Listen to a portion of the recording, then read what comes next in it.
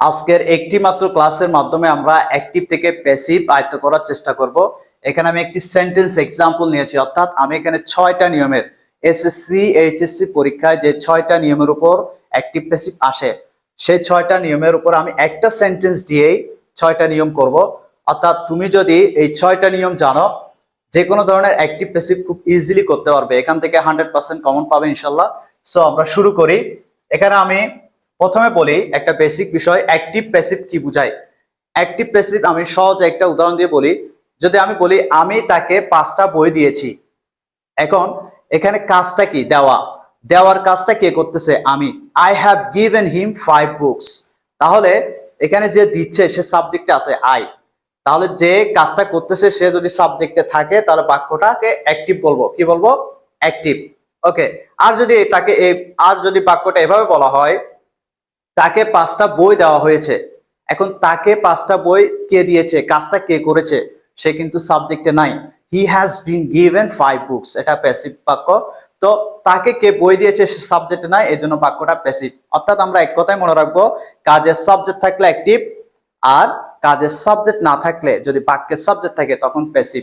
কাজটা যে করছে সে থাকলে অ্যাক্টিভ, কাজটা যে করছে সে না থাকলে প্যাসিভ, এক কথায়। ওকে, আমরা প্রথমটা করি। এখানে বাক্যটা বলেছি, দেখো, পিপল অফ অল এজেস, সকল বয়সের মানুষ। পিপল অফ অল এজেস, সকল বয়সের মানুষ, এটা একটা সাবজেক্ট এবং এটা ফ্রেজ।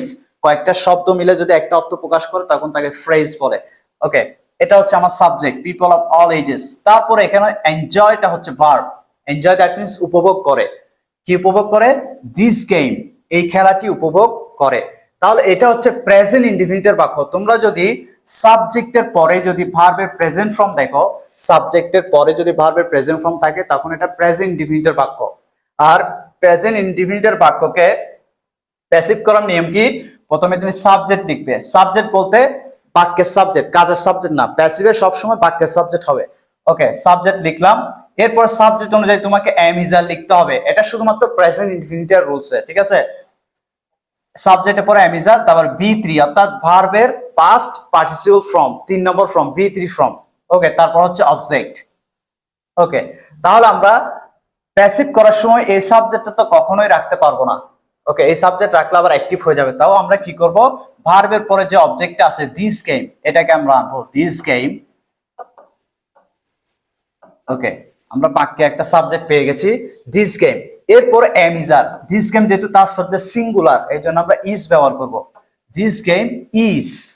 এরপরে বলেছে বি থ্রি ফর্ম, অর্থাৎ ভার্বের পাস্ট পার্টিসিপল ফর্ম। সো এনজয়ের পাস্ট পার্টিসিপল ফর্ম হচ্ছে এনজয়েড। এনজয়েড।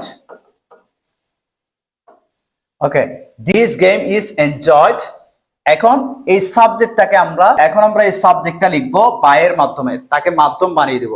সো এখানে অবশ্যই একটা বাই লিখবো, by people of all ages. Okay, কি লিখলাম?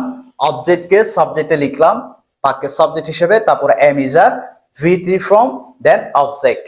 অর্থাৎ সাবজেক্টকে আমরা অবজেক্টে নিয়ে যাবো বাই দিয়ে। বোঝা গেছে? আশা করি বুঝতে পেরেছো।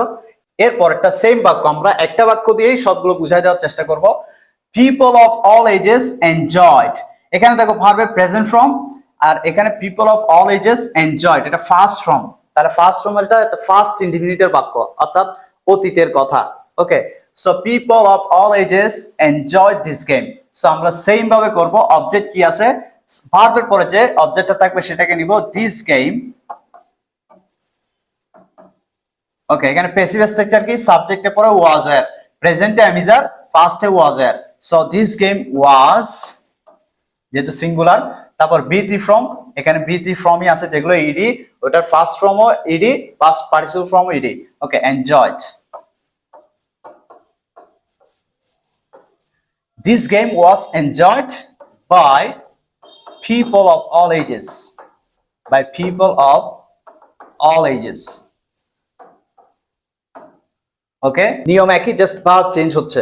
ওকে, এরপরে 3 নম্বর বাক্য যেটা আছে, people of all edges have enjoyed. দেখো, সাবজেক্টের পরে হ্যাভ হ্যাজ, তারপরে বি থ্রি থাকলে, সাবজেক্টের পরে হ্যাভ হ্যাজ, তারপরে বি থ্রি থাকলে ওটা প্রেজেন্ট পারফেক্টের বাক্য। অর্থাৎ যে কাজটা তুমি কিছু সময় আগে শেষ করেছো, এটাকে প্রেজেন্ট পারফেক্টের বাক্য বলে। তাহলে প্রেজেন্ট পারফেক্টের এটা হচ্ছে অ্যাক্টিভ বাক্য, ঠিক আছে। তাহলে আমরা ঠিক সেম ভাবে দ্য গেমটাকে আগে লিখবো, দ্য গেম। ওকে, তারপর এখানে হ্যাভ হ্যাজ লিখতে বলেছে, তো দ্য গেম হ্যাজ, তার সাবজেক্ট সিঙ্গুলার হলে হ্যাজ, বাকি সবার সাথে হ্যাভ। The game has. এরপরে বলেছে বিন, প্যাসিভে দেখো প্রেজেন্ট পারফেক্টের প্যাসিভে বিন আসবে, দ্য গেম হ্যাজ বিন।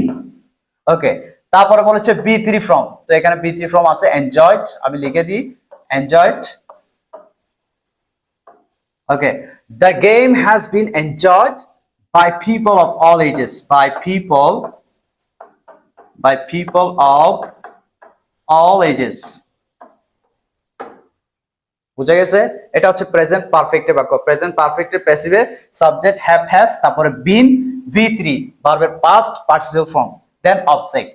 ওকে, এরপর 4 নম্বর দেখো, people of all ages are enjoying, অর্থাৎ এম ইজারের পরে ভার্বের সাথে যদি আইএনজি থাকে তখন সেটা present continuous tense. Present continuous টেন্সের অ্যাক্টিভ, এটা প্যাসিভ কি হবে? Subject am is are being. দেখো পারফেক্টে হচ্ছে বিন আর কন্টিনিউয়াস টেন্সে বিং, তারপর V3 অবজেক্ট। তাহলে আমরা এখানে প্রথমে আবার অবজেক্টকে লিখি this game. Okay, this game, তারপর এম ইজ আর লিখতে বলেছে, তার সাথে সিঙ্গুলার সাথে ইজ হবে, দিস গেম ইজ, তারপরে being, this game is being, তারপর হচ্ছে V3 form enjoyed. This game is being enjoyed by people of all ages. People of all ages. Okay? বুঝা গেছে? এরপরে number 5. People of all ages were enjoying. তাহলে was এর ভার্বের সাথে ING হলে এটা হচ্ছে past continuous tense. am is এর ভার্বের সাথে আইএনজি হলে present continuous, আর was এর ভার্বের সাথে আইএনজি হলে past continuous tense. সো আমরা সেম ভাবে অবজেক্ট কি আছে এখানে, দিস গেম। দেখো প্রসেস কিন্তু একটাই, দিস গেম, দিস গেম তার সাথে সিঙ্গুলার, এজন্য আমরা ওয়াজ করব না, ওয়্যার করব was. This game was being, same, just am is এর জায়গায় ওয়াজ এর হবে আর বাকিগুলো সেম থাকবে, কন্টিনিউয়াস যেহেতু being. Enjoyed, V3 from enjoyed by people of all ages. That's it. তাহলে লাস্ট এবং ফাইনালটা হচ্ছে দেখো, people of all ages future will enjoy this game. Future বাক্যগুলোতে উইল এর পরে ভার্বের প্রেজেন্ট ফর্ম থাকবে। উইল এর পরে ভার্বের প্রেজেন্ট ফর্ম থাকলে এটা ফিউচারের বাক্য, ভবিষ্যতের বাক্য। তাহলে আমরা ভবিষ্যতের বাক্যের প্যাসিভ স্ট্রাকচার কি দেখো, সাবজেক্ট উইল, তারপরে বি। দেখো পারফেক্ট হচ্ছে বিন, কন্টিনিউয়াস টেন্সে বিং, আর ফিউচার হচ্ছে বি। ওকে, বি, তারপর V3 form verb past form, then object. একটা জিনিস খেয়াল করো, প্যাসিভে ভার্বগুলো সবগুলো পাস্ট পার্টিসিপল ফর্ম। দেখো V3 V3 V3 V3 V3, অর্থাৎ প্যাসিভ বাক্য করার সময় ভার্বটা সবসময় পাস্ট পার্টিসিপল ফর্ম হবে, এটা মাথায় রাখবে। প্যাসিভের ভার্বটা সবসময় V3 ফর্ম অর্থাৎ পাস্ট পার্টিসিপল ফর্ম হবে। ওকে, এটা আমরা করি, দিস গেম, তারপর উইল হবে, সব সাবজেক্টের সাথে উইল, দিস গেম উইল, তারপরে বলেছে be, this game will be, V3 form enjoyed, enjoyed by people of all ages. Okay, this game will be enjoyed by people of all ages. তাহলে আমরা একটি মাত্র সেন্টেন্স দিয়ে 6টা নিয়মের উপর বাক্যগুলো করলাম। এই একই প্রসেসে যে কোনো বাক্য আমরা এইভাবে করে করব। ওকে, আশা করি বুঝতে পেরেছো। নেক্সট ক্লাসে আমরা এটাকে কয়েকটা পার্টে ভাগ করেছি স্লাইডে। এরপর আমরা প্যাসিভ থেকে অ্যাক্টিভ কিভাবে করব, সেম প্রক্রিয়া আমরা প্যাসিভ থেকে অ্যাক্টিভ করব। তারপরে হচ্ছে যে তোমার ইম্পারেটিভ বাক্যকে কিভাবে প্যাসিভ করব, তারপরে কোয়াসি প্যাসিভকে কিভাবে প্যাসিভ করব, অ্যাক্টিভ থেকে প্যাসিভ করব। তারপর হচ্ছে কিভাবে কোয়েশ্চেন অ্যাক্টিভকে কোয়েশ্চেন প্যাসিভ করব। এগুলো আমরা একটু কনফিউজড হয়ে যাই। একটা ক্লাসে আমি সবগুলো শেষ করতে পারতাম, কিন্তু এটা তোমরা ধৈর্য হারিয়ে ফেলবে, এজন্য আমরা বিভিন্ন পার্টে ক্লাসগুলো দিব ইনশাল্লাহ। আসসালামু আলাইকুম।